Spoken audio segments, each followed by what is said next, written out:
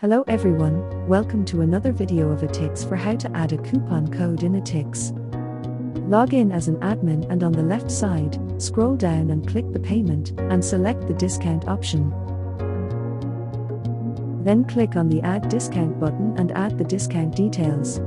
Add the discount coupon like I add fun 10, discount value, ticket count, expire date, select your event, and select your ticket. Here I can select the early bird. And last, click on the add button.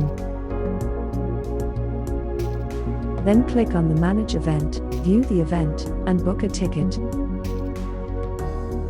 Select one ticket in early bird, click on process to checkout, then add your coupon and click on apply. Here you can see that your coupon code is applied and you got the discount. Thank you for watching, subscribe and follow the Eticks for more updates.